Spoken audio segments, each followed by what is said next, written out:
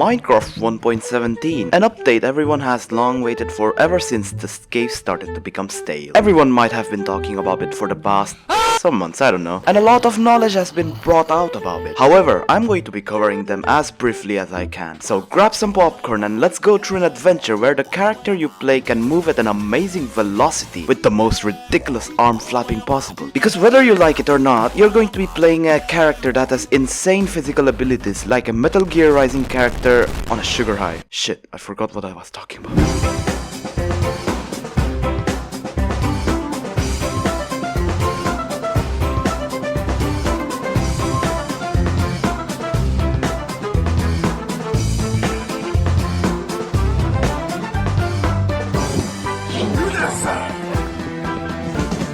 Thanks, Jimothy. All of you probably know about the 1.17 update. The lush in the bushes, the caves and cliffs, the birds and the... Wait, hold on. I'm talking about something completely different. That's a bra moment. This update has induced massive amounts of dopamine in like-minded minemen like you and me. And everyone that can't run Minesweeper 3D without crashing every 4 seconds wants to know, what does the update have? The 1.17 update contains a complete overworld redo. Now here's an explanation. There exists 3 dimensions in Minecraft. There exists the Nether, Doomguy's playground, the End, where I don't know, Rambo lives or something. And what about the normal Minecraft world, you might ask?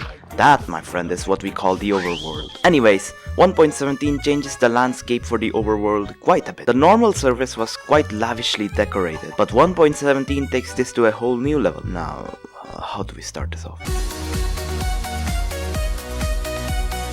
The first difference we notice is with world generation. Now it is a snapshot after all, but the terrain has been noticeably changed. Caves are no longer, extremely boring. Now you can find caves almost above anywhere. Well, if you search hard enough. Most caves go down to extreme depths, and they have added underwater caves as well. There's lots of new biomes, and to name a few, we have mountains, dripstone caves, the deep dark, Oi, the smell! lush caves, sound caves, amethyst geodes.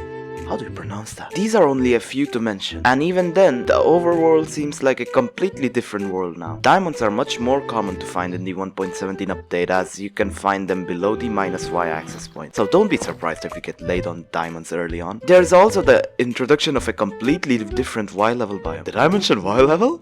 Probably haven't, am I right, guy? No, I swear I can explain. Please don't click off the video.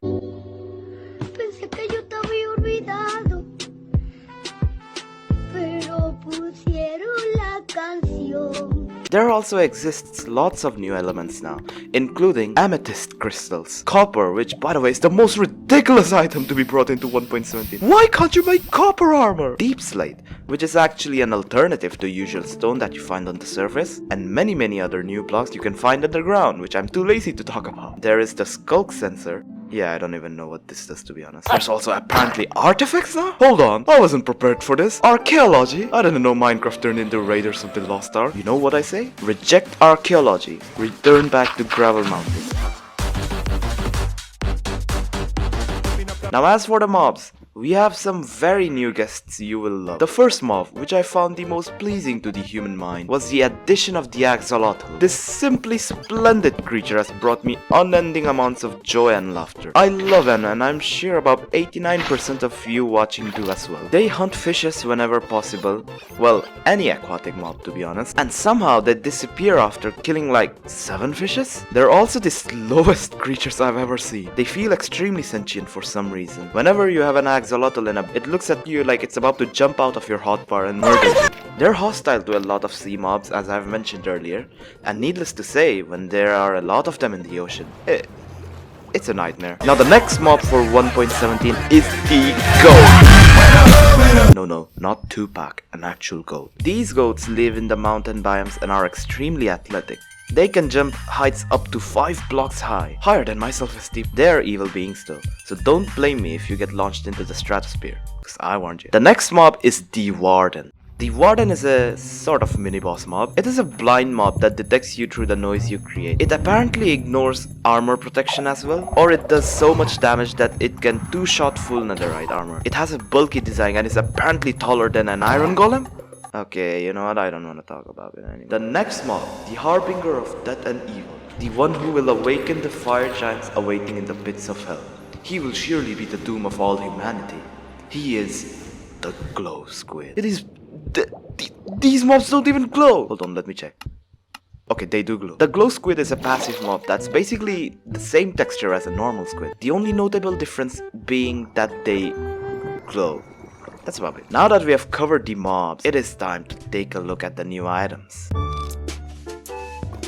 The first item that you're probably going to notice is the spyglass. This spyglass is a thing of beauty, almost as good as Optifine Zoom, except you're probably not going to be seeing god bridgers using a spyglass to zoom in on the edge of a block. Okay, you know what? Please, bridgers, do not make me eat my words. It works pretty well. It's still from a snapshot though, so it obviously has some defects right now. Otherwise, I say this tool is as useful as it can be if you need the long-range vision assistance. The next major item in the game is the bundle. Yes, this is a thing now. These are mini portable shulker boxes with an easy withdraw and deposit system. It's about as obvious as to how it works just by looking at its design. It's supposed to be able to hold a stack of a particular item for exchange of commodities. If you press right click, it spews out everything it has in the bundle. Now if you hover your cursor over the item in the inventory, you can see that there are slots that you can fill items in. Truly, shulker boxes have lost their value.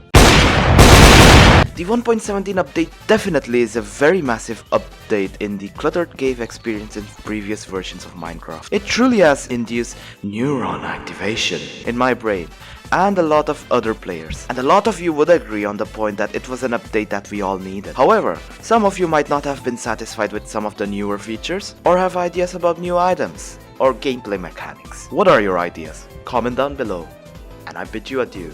How do you pronounce French words?